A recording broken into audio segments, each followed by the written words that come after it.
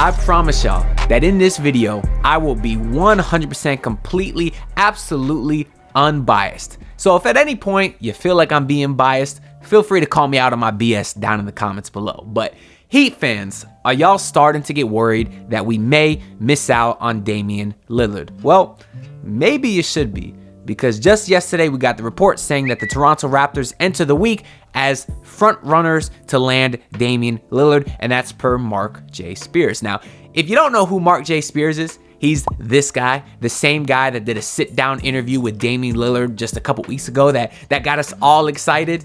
And at the time, I made a video about that interview.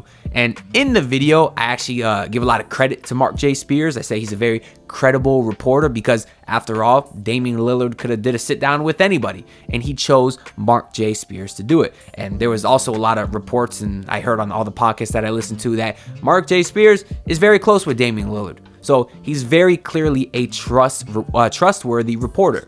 So I can't come out now and say that his report about the Raptors being front runners is completely BS, when just a couple weeks ago, I was saying he was a credible reporter. So I will give him that. And for that reason, I do think there's a lot of truth to this report about the Toronto Raptors. So that does worry me a tad. And on top of that, if anybody was gonna make a trade like this, if anybody wasn't scared to take or wouldn't be scared to take a risk, it would be Masai Ujiri and the Toronto Raptors. Everybody wants to talk about the Kawhi Leonard trade, which I get. You know, there's a lot of Heat fans saying, oh, it's completely different. I'll be honest with you, I don't think it's entirely different, because yeah, at that time, right, the Toronto Raptors were Eastern Conference, perennial Eastern Conference final contenders. They were always there. And then, of course, you had LeBron, so they could never get past LeBron, right? So they had a much better team, in my opinion. And LeBron finally left the East, so he went to the West. So they felt like they had a real legit hold shot. up. Stop the video. I see that you are not subscribed yet. That's crazy. Nah, but for real, if you enjoy the content, make sure to subscribe, hit the like button. It really helps your boy out a lot. I greatly appreciate it. Now let's get back to the video. To win the title. And if you add Dame to this current rendition of the Raptors roster, I don't think anybody would pick them as contenders. So there is a big difference there. But something that I think makes the case more likely to trade for Dame is, one, Masai Ujiri literally traded one of the greatest Toronto Raptors ever in DeMar DeRozan for Kawhi Leonard and didn't even think twice about it. A lot of people are saying the Raptors might have won, or at least went to the finals, if they would have kept DeMar DeRozan, but he wasn't scared to make the trade. And Kawhi Leonard was an impending free agent after that season, meaning that Ujiri knew if he traded all those assets to get Kawhi, Kawhi could just walk in a year, which of course is exactly what happened. At least if he were to trade for Damian Lillard, he knows that he's at least under contract for another 4 years, albeit at a much older age than Kawhi. But I do think that would make Ujiri feel more comfortable to get the guy, knowing that he can't just walk out of the door a year later. So could I see the Raptors taking a chance when everybody knows Dame's preferred destination is Miami? Well, the answer is yes. But do they have the assets to actually get him? Well, the answer is also a resounding yes. I mean, I put together this trade package here, which essentially includes every single valuable asset, in my opinion, that the Toronto Raptors have. And if they trade them all to the Portland Trail Blazers for Dame straight up, it actually works money-wise. So in this trade, I do have OG Anunoby, Gary Trent Jr., Scottie Barnes, Grady Dick, and they have 3 available first-round picks. Some people might think, oh, the young Malachi Flynn's an asset, or Precious Achiuwa. You don't hear as much about those guys, so I just included these guys right here. Now, of course, you got OG Anunoby, who the Raptors could either keep, flip to a third team down the line. He's 26 years old, so as far as the time frame, he's a little bit in the middle there, where yes, he's still young enough to build with your current roster, with Scoot and Shaedon Sharpe and those guys, but he also is a little bit older, that maybe, hey, a contending team like the Memphis Grizzlies might say, hey, we'll trade you 2 first-round picks at the trade deadline for OG Anunoby. So he is a very, very good player. To tell you the truth, I think he's better than anybody the Heat would offer in a trade, because I do think OG Anunoby at this current stage is better than Tyler Hero. Because yes, Tyler is a much more versatile scorer, But OG Anunoby is worlds better on defense, and he's still giving you damn near 20 points a game. So I do think he's the best player in this trade. And of course, the Raptors have been wanting to trade OG forever. I don't know why. Maybe it's because he has a player option after this year, and he's probably going to opt out and ask for a very long deal with max money. Maybe the Raptors don't feel comfortable paying that, so they've been trying to trade him before they lose him for nothing. But I do think he's a good player, and I do think he's young enough that the Raptors may want to build around, but for some reason, he's always been in the trade rumors. That's why I do think he's very likely to be in any sort of Dame trade if that was to happen. Of course, I think Gary Trent Jr. as well, because one, he makes a lot of money, so does Dame, so they needed to make the money's work. But he also is a free agent after this year, so it's not like the Raptors are taking some long-term deal on. But at the same time, they'll have Gary Trent Jr.'s bird rights. Maybe they'll want to re-sign Gary Trent because he's only 24 years old. So he's also a guy that they could build around with Scoot Henderson. Now, you hear the Raptors don't want guards, and there's a lot of guards in this trade, just like Grady Dick, who we heard a report today saying the Raptors are interested in Grady Dick. And of course, my response is, why the hell do they want Grady Dick, but they don't want Tyler Hero? Tyler Hero is obviously a proven player at this point. We know what Tyler Hero is. We have no idea what Grady Dick's going to turn into. So that report don't make any sense. But either way, there's a report they may want him.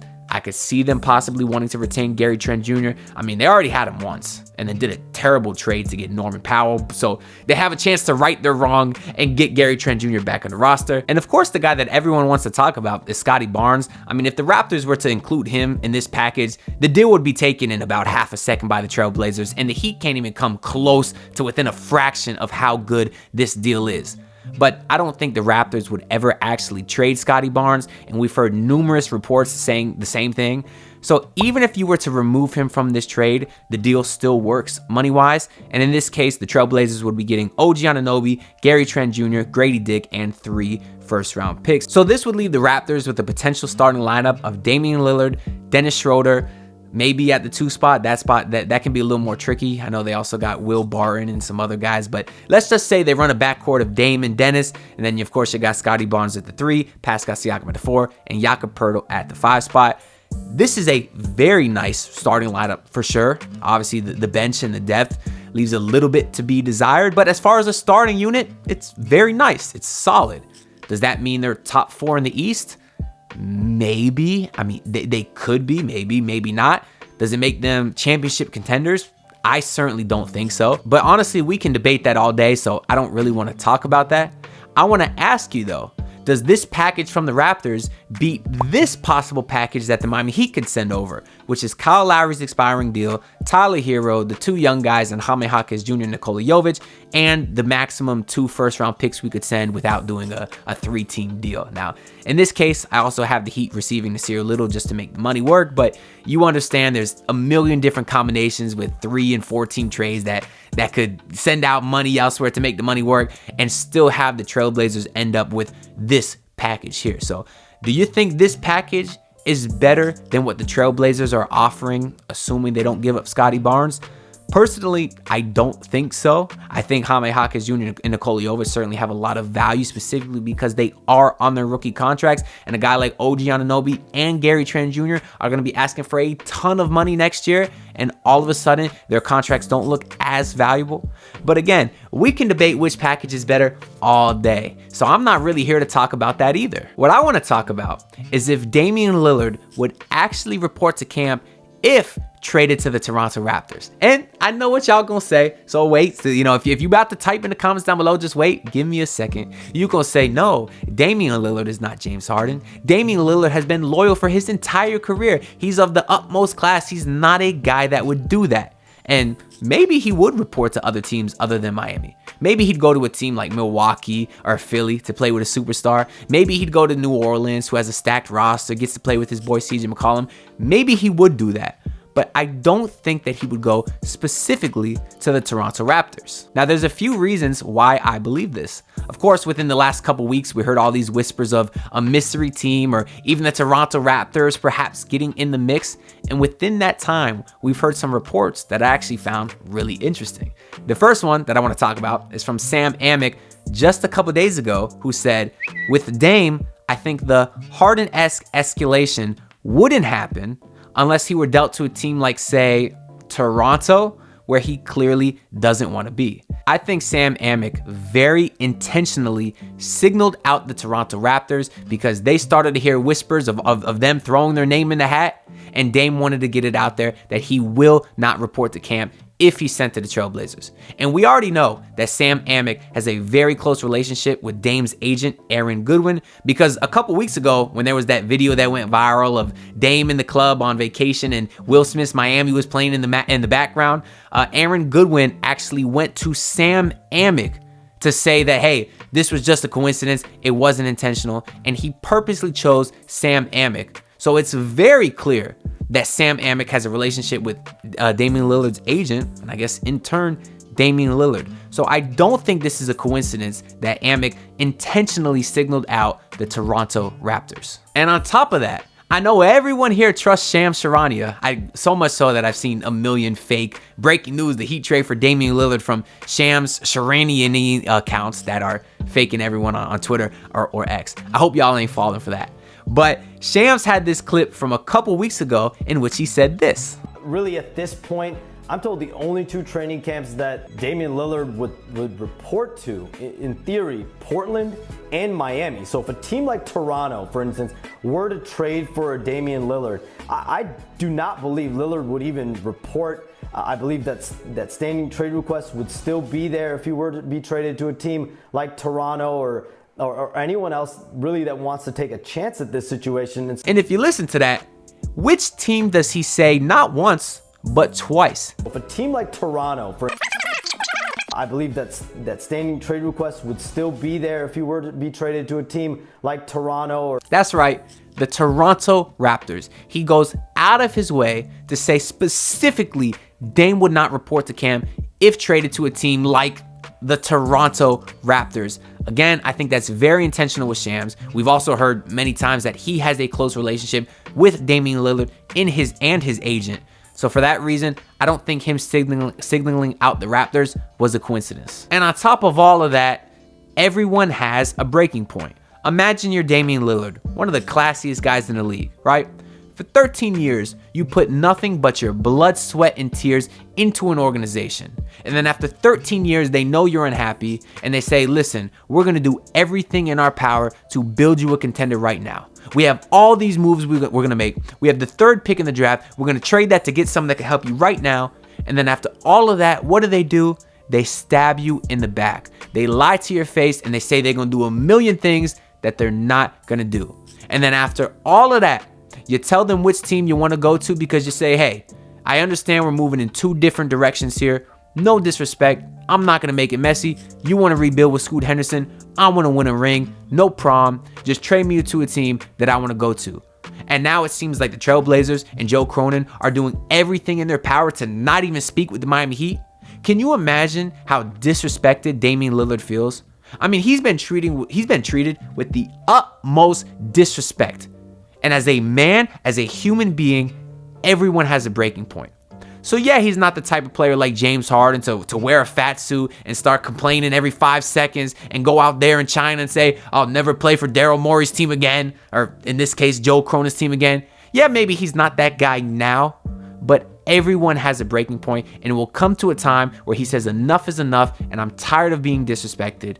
And if he's dealt to a team like Toronto, I look for it to get very, very messy. However, we'll find out soon enough. The Trailblazers officially announced that their media day will be October 2nd at 9 a.m. So mark y'all calendars, and I believe that's technically the day before training camp, which is when most teams have their media day. So I think the Heats might also be October 2nd. So that's something to keep an eye out for, which is, I guess at this moment, what's that, 7 days away, officially a week. So I do expect to see some movement within the next week if Joe Cronin is a smart guy.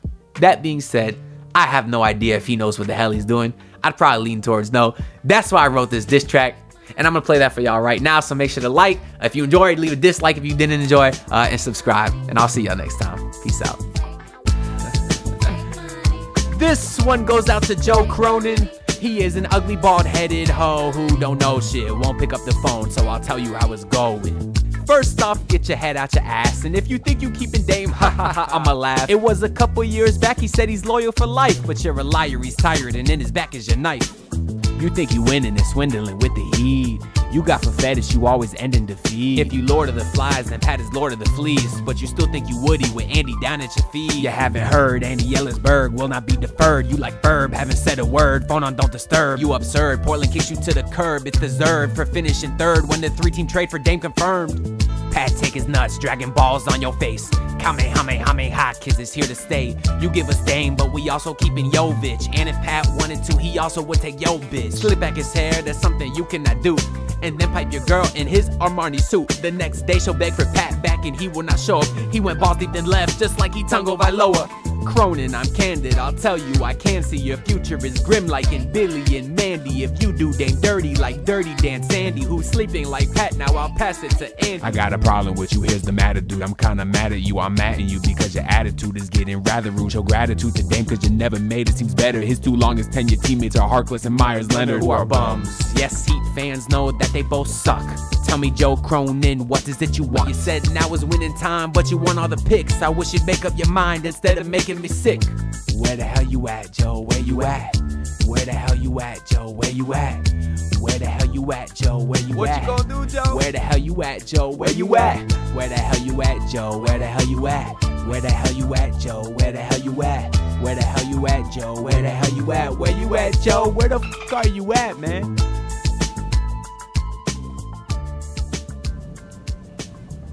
This song sucks. I mean, this guy gotta get a life, bro. I mean, what is he even doing with it?